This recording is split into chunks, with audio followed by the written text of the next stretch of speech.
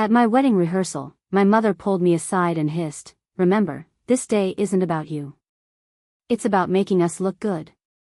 I stood there in my dress, heart racing, as she pushed my maid of honor aside and gave a 30-minute speech about herself. That night, I sat in a hotel bathroom wondering if I should even show up the next day. 2 years later, she called me begging for an invitation to the vow renewal ceremony she wasn't even told about. I'm 33 now, married for a little over 2 years, and for the first time in my life, I feel like I'm actually in control.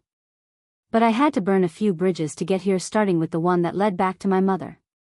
So, some backstory. I grew up in Arlington, Virginia, in one of those perfect-looking houses with manicured lawns and white shutters. The kind of house people slow down to stare at during Christmas because the decorations are just right. Everything in my childhood was about appearances. Not happiness, not comfort, just appearances. My mother Donna ran the house like a damn public relations agency. She never allowed me to call her Mom. She said it sounded old. She made me call her by her first name. "It keeps things classy," she'd say. Like I was her assistant, not her daughter. And she was always talking about the family image. How we had to represent well. That meant straight A's, no visible tattoos, no wild haircuts, no public fights. Even at age 11, I wasn't allowed to wear cartoon t-shirts because she said it made us look low class. It was all about her version of elegance. Always her way. But I tried. God knows I tried. I got good grades, got into a solid college, even picked up respectable major finance. She loved that. It gave her something to brag about. Then I met Jason. We were both in D.C. working at different firms. He's from rural Pennsylvania. Grew up with 4 siblings, learned how to fix cars before he could drive one, and never once raised his voice at me in anger. He's quiet but has this solid kind of strength. He met my chaos and somehow didn't run. Donna hated him. At first, she pretended to like him, but I saw through it. She called him rough around the edges. Said he lacked polish. I told her that I'd rather have rough and real than fake and shiny. She didn't like that. Still, when we got engaged, she switched into performance mode. "This wedding will be talked about for years," she said. "We have to do it right." We meant her. She offered to help pay. I declined. Jason and I had saved for a modest wedding vineyard venue in Charlottesville, under 100 guests, close friends and family. We wanted it personal, simple. No fluff. Donna hated that. She wanted big. She wanted grand.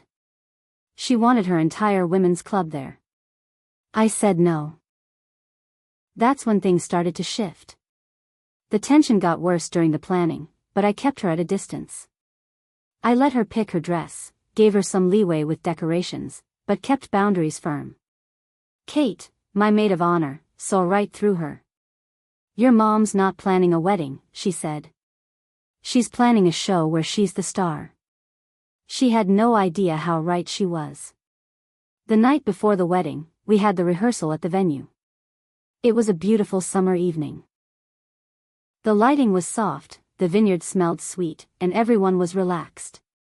Jason's parents were lovely. His dad brought folding chairs for older guests. His mom brought homemade cookies. I was wearing a simple white rehearsal dress. Nothing fancy. Just something clean and pretty. I was finally starting to feel excited.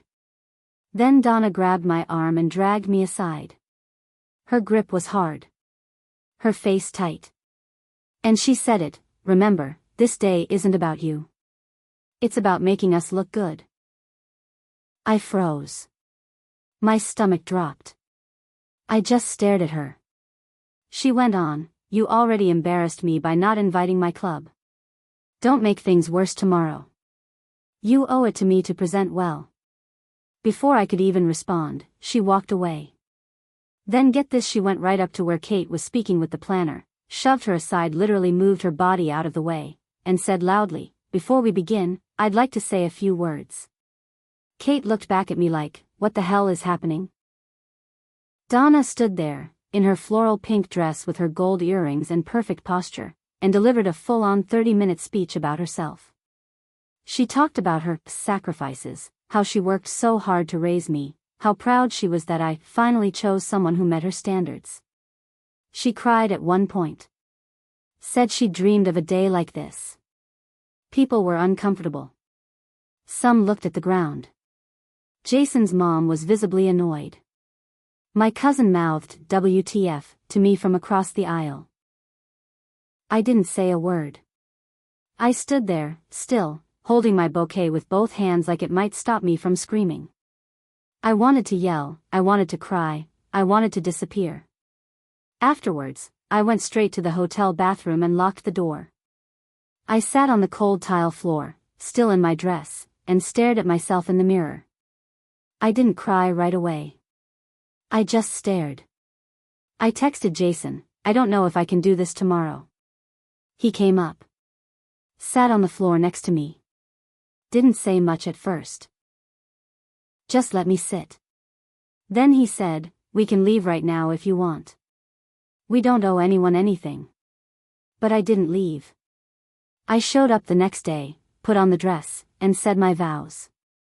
Donna behaved kind of. She didn't speak during the ceremony, but in every photo, she stood front and center like it was her big day. After the wedding, I went low contact. I didn't answer her calls right away. I stopped visiting. She noticed. Of course she did. She started calling more. Leaving voicemails like, I hope you're not still upset about the rehearsal. I was just emotional. Then, it was such a beautiful wedding. People are still talking about me. She actually said that. I didn't respond. Not for weeks. Then months. Eventually, Jason and I decided to do something we'd talked about for a while, a private vow renewal. Just us, close friends, and people who actually loved us. No photographers. No spectacle. Just a quiet ceremony in the Smoky Mountains, followed by dinner at a cabin we rented out. We did it on our 2-year anniversary. I didn't tell Donna. Not a word. And that is where the real revenge begins. We planned the vow renewal in secret. I didn't post about it. I didn't tell anyone who might tell Donna. It was peaceful. Quiet. The way our actual wedding should have been. Jason and I wrote new vows. Mine were simple and honest. His made me cry. Kate was there, of course. So was Jason's brother and a few of our close friends. That was it. No stress, no speeches, no show. I wore a pale blue dress. Nothing fancy. I even did my own hair. We said our vows as the sun set over the mountains, just us standing barefoot on a wooden deck. Afterward, we all ate barbecue and drank beer around a fire pit. We laughed. We told stories. No one took over the night. No one cried about their own childhood. For once, it really was about us. 2 days later, I posted a single photo on Instagram. Just Jason and me, holding hands, standing on the deck. No tags. No location. No caption beyond, 2 years. Still choosing each other. Donna must have seen it within minutes. I got a call that evening. I didn't answer. Then a text, what is this? You renewed your vows without telling me? Without inviting me? Followed by another one, is this how you treat your own mother? After everything I've done for you? I ignored her.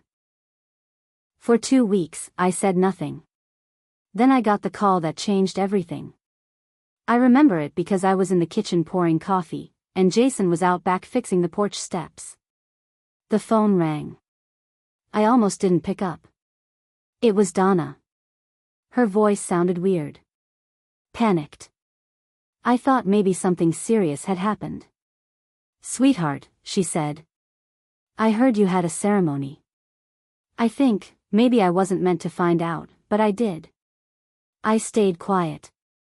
She kept talking. I just want to say I understand now. I might have overstepped at your wedding. But I didn't mean to. I was just emotional. It was a big moment for me, too. And I know I made it about me. I know. I've been thinking about it a lot. I said nothing. Then she added, could you, maybe do it again? Like a small celebration? Just for family? So I can be there? I laughed. Out loud. She paused. I'm serious. I know you are, I said. And that's the problem. She got quiet. Then defensive. You're punishing me. This isn't fair. Neither was what you did, I said. You took one of the biggest days of my life and hijacked it. You shoved my best friend out of the way to give a speech about yourself. That wasn't a mistake. That was who you are. Her voice cracked. People were watching. I panicked. I just wanted to be included. You didn't want to be included, I said. You wanted to be the center. And now you're not. And you don't know how to handle it. She hung up on me. Later that week, she sent an email. Long rambling.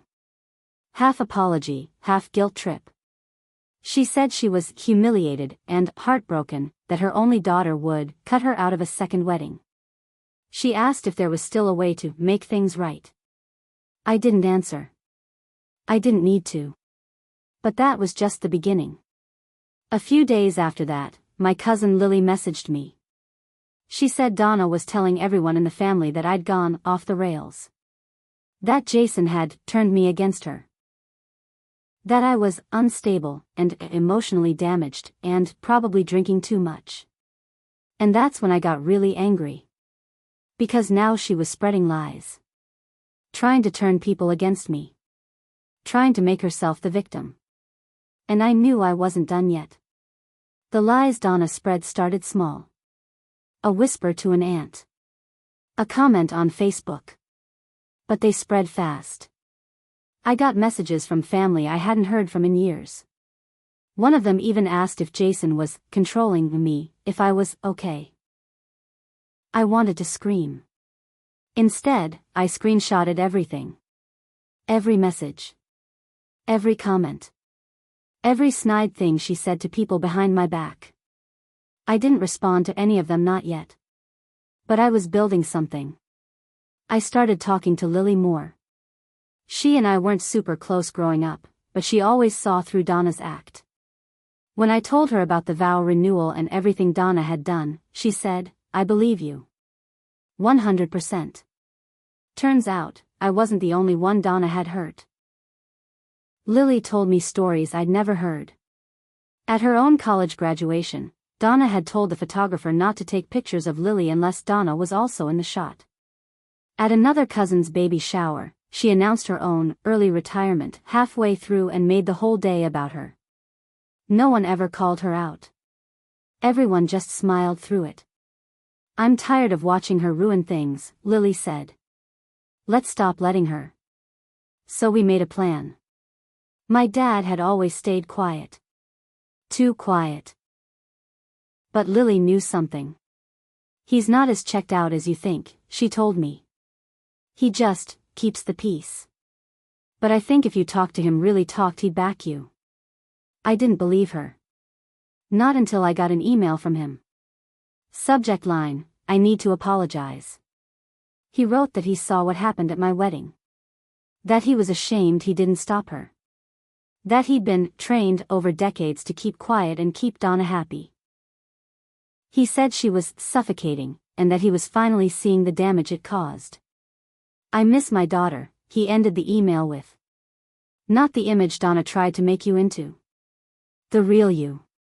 I cried reading that. And then something clicked. Donna was slipping. People were starting to see through her. The stories, the image, the fake perfection, it was all cracking. And for once, I had power. So I used it. Jason and I decided to throw a third event. Not a wedding. Not a vow renewal. Just a celebration of life and family. A weekend retreat at a lake house in North Carolina. No photographers. No themes. Just food, firewood, and a rented pontoon boat. We invited everyone Donna ever tried to impress: my aunts, cousins, old family friends. Even a few of her club friends who had quietly distanced themselves from her over the years. We made one thing clear: Donna wasn't invited. At first, it was awkward. Some people were confused. But Lily helped. So did my dad. People started talking. Sharing their stories. Turns out I wasn't the only one who'd had a milestone ruined by her. She had a pattern. And now people were seeing it. Then, 3 days before the retreat, she showed up at my front door. Uninvited. Lipstick perfect. Dress too formal. Smile too tight. "I heard about your little gathering," she said. "Are you really going to exclude your own mother?" I didn't let her inside.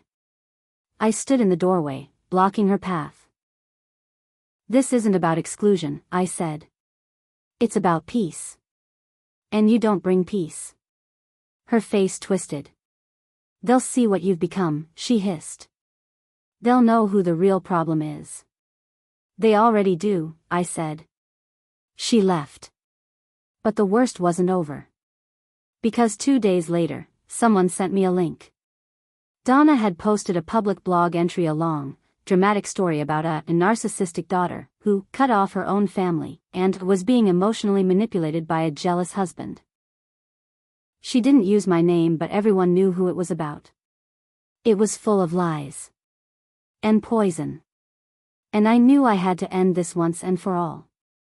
When I read the blog post, I felt my hands shaking. I read it 3 times to make sure I wasn't imagining it. She wrote things like, she was always a difficult child, and she married down because no man of value would put up with her behavior. She even implied that Jason might be abusive. That I was isolated. Unwell. That's when I stopped waiting. I didn't write back. I didn't call her. I didn't ask her to take it down. I responded publicly. I wrote my own post. I posted it on Facebook, where all our family and mutual friends could see. I didn't hide behind vague words. I told the truth, directly. Not to get sympathy. Just to shine a light on what she had done and how long she'd been doing it. I started with my wedding day. I talked about how she shoved my maid of honor. Took the microphone. Gave a speech about herself. I explained the pressure she put on me growing up, making everything about image and reputation. I listed all the things she tried to control: my name for her, my clothes, my friends, my feelings. Then I shared the screenshots. The lies she told after the vow renewal. The texts. The messages to my family. The blog. I ended it simply: I didn't cut off my mother. I finally stepped out of the role she wrote for me. And when I didn't follow her script, she turned on me. If anyone wants to stay in her play, that's your choice. But I'm done. This is me walking off the stage. I didn't comment again. I let it sit. What happened after shocked even me. The post spread. Friends of hers shared it. Relatives messaged me to apologize for not seeing it sooner, for not standing up when I needed it. People who used to ignore me suddenly saw me. The story stuck. Her version started to crumble. And Donna? She lost control. People stopped inviting her to events. Her club got awkward. Some of the women left. My dad, quietly and without much fanfare, moved out. He didn't go far, just got an apartment in Falls Church, but it was the first time in 35 years he'd lived alone. He told me he felt free for the first time since he was 22. Jason stood by me through it all. He never said, "I told you so." He just held me the night I posted the story. Held me while I shook and sobbed and tried to decide if I was doing the right thing. But here's the twist. I didn't walk away without scars. After all this, I realized something ugly. I let it go on for too long. I knew who Donna was. I let her run my life until it nearly wrecked my wedding, my marriage, my sense of self. I spent years trying to earn approval from someone who only loved herself. I hurt good people trying to please her. I ignored red flags to avoid drama. So yeah, she got what she deserved. But I made my mistakes too. Now, I'm working on healing. On therapy. On building peace, not just escape. Jason and I are stronger now, but it took work. Trust doesn't come easy when you've been raised to fake everything. I haven't spoken to Donna in over a year. Sometimes I wonder if she thinks about me. If she still checks my social media. If she feels regret. But then I remember that's not my job anymore to wonder how she feels. My job now is to live. And I am. Fully. Freely. And without her.